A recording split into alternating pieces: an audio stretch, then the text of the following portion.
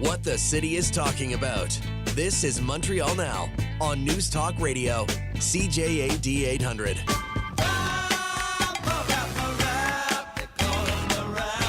Why are you refusing to meet with the National Caucus? Your MPs are calling for an urgent, in-person meeting of all MPs. Why are you refusing, and do we interpret from that you don't care what they have to say?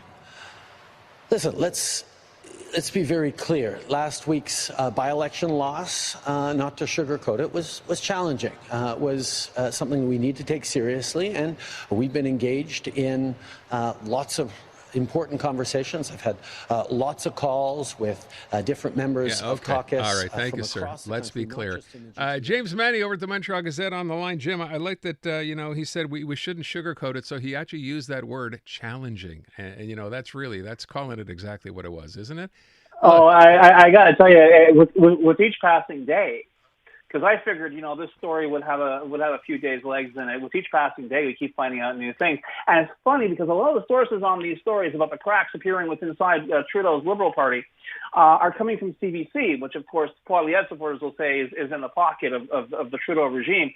The latest development, even as the Prime Minister was saying not to sugarcoat it, and gee, it was challenging, is that there are a growing number, apparently, of Liberal MPs who are saying, I'm simply not going to run.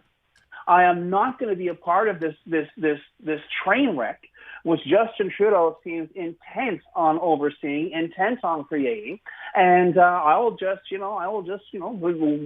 find, move on and get out of this, which quite frankly, if there was anything that should be, going into Trudeau's consciousness right now, it's that if he loses that, if he's got Liberal MPs who it doesn't matter what he thinks or says, if they decide I'm not gonna run again, and it becomes a scramble to actually fill the slate of candidates for the Liberals because things, the fortune is so bad for that party, then all of a sudden we go from challenging to apocalyptic. But I have to tell you, Aaron, I was listening to the show for the past half hour at least, and I kind of tripped over, how can I put it, a revelation almost. We're talking about Justin Trudeau, and what is it? And I was listening to the callers coming in, and, he's with the World Economic Fund and this and that and blah, blah, blah. It occurred to me as I was listening to you. Now, as far as I know, I've worked with you for more than a decade on this show. As far as I know, you've never run for public office. You've never held public office. You don't run around wrapping yourself up in the flag more than the next guy. And yet I was listening to you talk about, address the whole issue of whether or not Canada is broken, as that nice Mr. Poilievre seems to like to say every 10 seconds.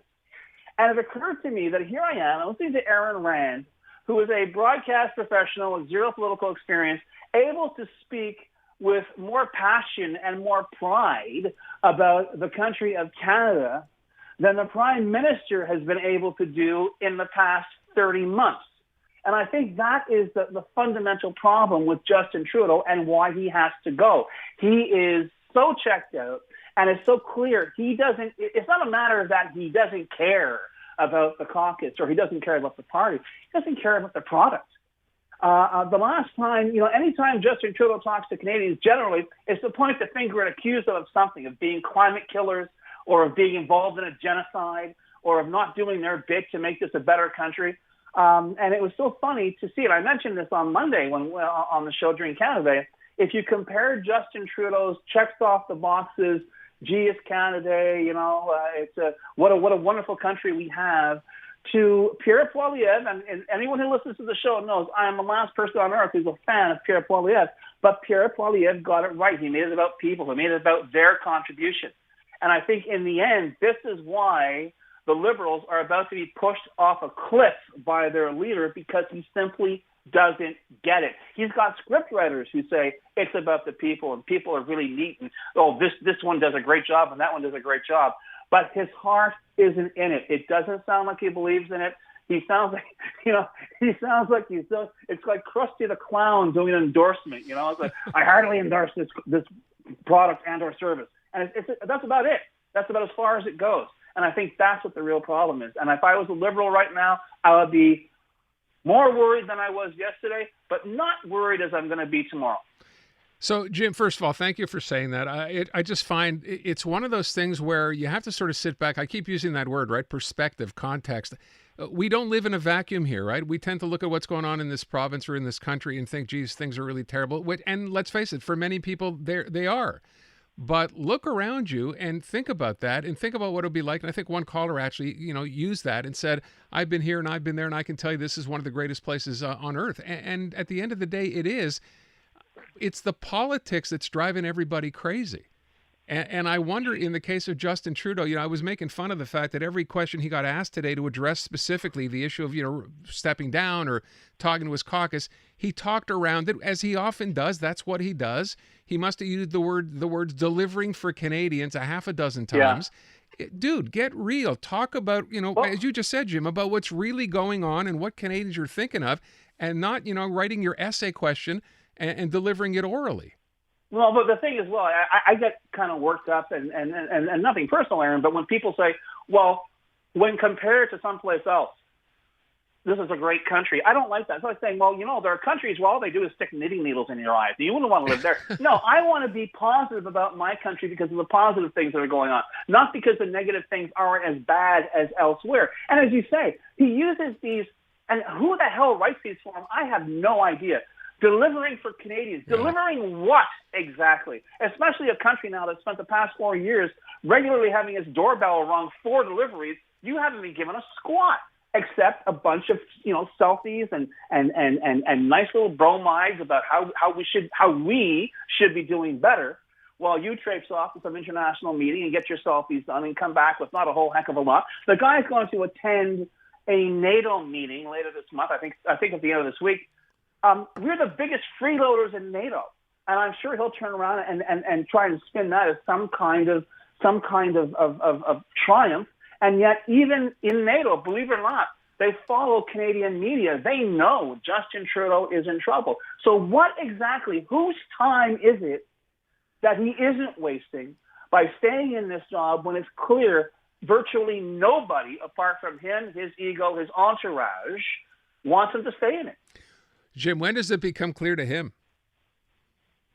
You know what? That's an excellent question, because I think maybe it is clear, and he just doesn't want to look at it. He figures maybe he's committing the biggest sin that you can commit in politics and or show business, and both of which are pretty much the same, which is you believe your own PR. Yeah. You believe, but it was so funny because the expression, and I have to confess, when I read it, it was being used by a former conservative advisor. But looking at Justin Trudeau's effect, or the symbiosis between Trudeau and the Liberal Party, it has become a cult of personality. And once it does that, it becomes very, very difficult to detach that personality, that brand, that persona from the Liberals. I'm sure there are a lot of Liberals out there listening to us right now, whether politicians, card-carrying members, or people who just feel in their heart that they are what we all know to be Canadian Liberals, who are looking at Trudeau and saying, this is not the guy. But they also despair because this guy is making it clear that he's not moving and will not be moved. And it's kind of sad, because it is really like watching a train wreck in slow motion. Even though it could be stopped or it could be mitigated somewhat, it doesn't look like it's anywhere near close to happening. I would just point out one last thing, and I know it's not fair to do that comparison between Joe Biden and Justin Trudeau, but I will anyway, because they're both leaders of their respective parties and their governments. In the case of Joe Biden, there are so many voices, whether you choose to believe them or not, suggesting, not that he should in fact step aside, and there are plenty of those, but other people, sort of gathering around him and saying, no, I'm going to support him. I haven't heard any of those voices for Justin Trudeau. Have you? No. I mean, apart from the close entourage, the cabinet allies, the Romeo Leblancs and so on, not really. And as I mentioned last week, for Catherine McKenna, who was the white knight, who was the environmental white knight of Justin Trudeau's government, who was, as I said, she was reviled as being climate Barbie, but everything the Trudeau regime was supposed to be about was personified in Catherine McKenna. She left rather discouraged, and for her to turn around and say it's time for a change of leadership, that the fat lady has sung. And the only person who really hasn't taken his fingers out of his ears is Justin Trudeau. James Mennie, the Montreal Gazette. Thank you, Jim. Back to Matt.